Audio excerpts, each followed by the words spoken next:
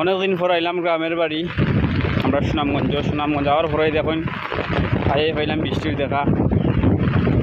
আর বৃষ্টির দিনে দেখুন বর্ষাকালে হাওড়ে যেন তার যৌবন ফিরা পায়, কত সুন্দর লাগতেছে। আর সুনামগঞ্জ আসলে বর্ষাকাল মানেই বৃষ্টি। তো এখন যাইলাম বন্ধু বান্ধবের দ্বারও যেখানে বই আমরা সকলে আড্ডা মারি, কেন যাই মেগা বন্ধু বান্ধবের সাথে মজা করবো বৃষ্টির দিন, যেহেতু কোনো কানো বেড়াইবার জায়গা নাই, গিয়া স্কুল বাড়ি সবাই গল্প টল্প করবো আর কি। তো দেখুন আপনারা আমরা যাইতামছি স্কুল বাড়ি। আর এই হচ্ছে আমাদের সেই বিখ্যাত স্কুল বাড়ি, বেরিকাও বন্ধুনগর যে স্কুল।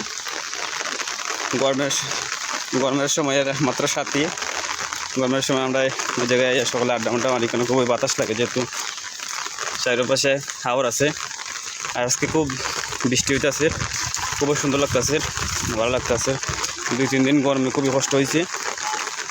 ওই যখন বন্ধু বান্ধবরা সকল ভাইয়া কেন মোবাইল টিপাইরা আসলে সকল বৃষ্টির লেগে অনেকে আবার গেছেন খাওয়া দাওয়া করতে।